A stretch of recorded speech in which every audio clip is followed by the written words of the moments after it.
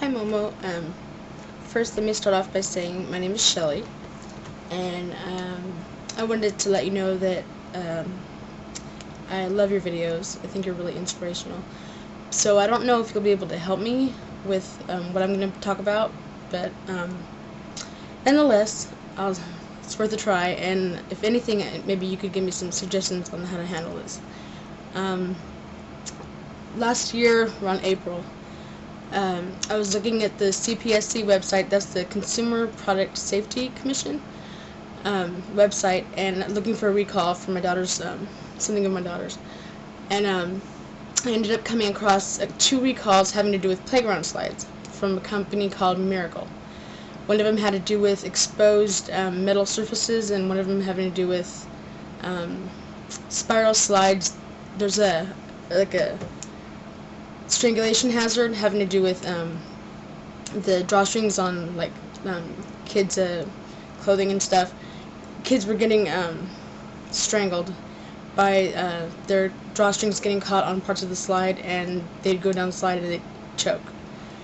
So, nonetheless, both of those sounded really familiar because the park near my parents' house, where I live, where I grew up, has exactly those 2 things. So I ended up looking it up, and I tried to notify the city to let them know. I thought maybe we could get the free upgrade or whatever they were offering, and so I sent them an email with some of the information I found. Also, I noticed that one of the things from CPSC said also that about identifying lead, and I guarantee that this playground had lead because I guess the lead standard started in '78, and this playground was built in '78. So I sent an email to the city and letting them know whatever, and sending them links to the information that I found. One of those things being the playground safety handbook or whatever by CPSC. It's 47 pages long, but it's really specific, having to do with the specs of the technical stuff. And I ended up sending it to the city, but they didn't write back. Instead, they ended up emailing or talking to my brother, who happens to be one of the managers at the city for another department. So instead of contacting me or anything, they just ended up getting on his case. He called me, gave me a bunch of shit. Understandable, but and I realized that wasn't gonna work. So while I was waiting to still hear from the city, I went back to the playground and found them that it was half torn down, and they ended up tearing the whole thing out. And one of the reasons why I wanted them to talk to me was because the location it's unique. It's really unique. There's this playground, basically this whole park cannot be patrolled, period. And you'll see why. I'll show you some pictures.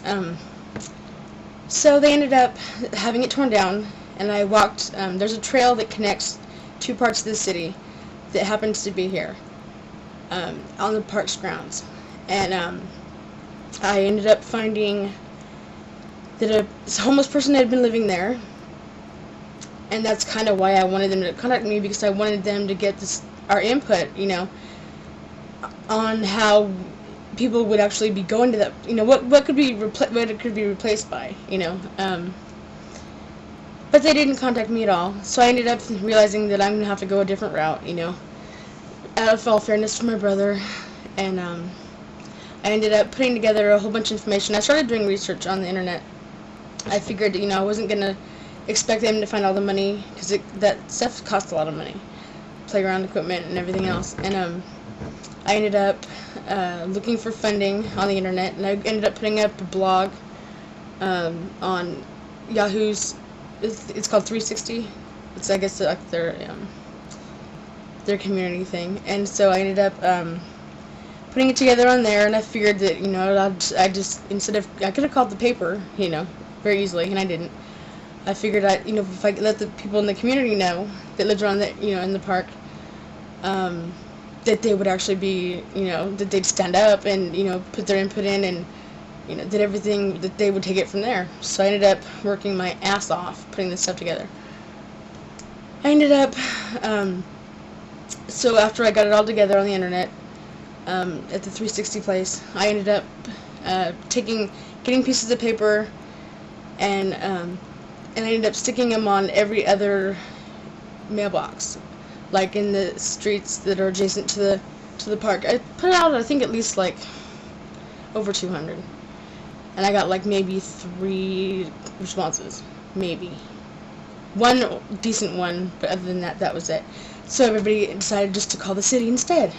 So once again, they called my brother, and this time though, instead of getting on my ass, he actually complimented me on how I put it together, which was unheard of, and saying that, yeah, the city said that they already sent you a letter the first time. They don't know why you didn't get it, because they didn't send it. They don't know why you didn't get it, but they're sending you another one, and they'll send you the first one too. Yeah, sure. Okay, so I ended up getting the first one, and which said that the playground was only removed because it was old.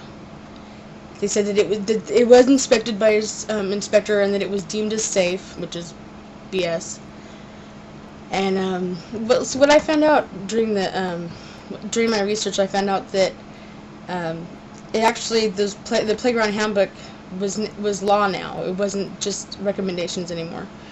Like in 2000, they were supposed to have gotten inspectors to come and review all the playground equipment and tell them what needed to be replaced in order to have it up to standards.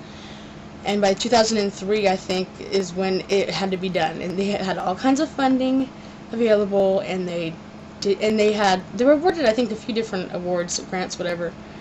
And they just never specified a project. It's still like sitting there. And so they ended up saying that, oh, that it was removed just because it was old. It's not true. And they said that they were gonna, find funding, whatever, for to replace it. And they only allotted $70,000 for this playground this park has 2 playgrounds that both needed to be replaced. They tore down one, and they were gonna share $70,000 with those 2 playgrounds and another playground somewhere else in another park, this tiny little park.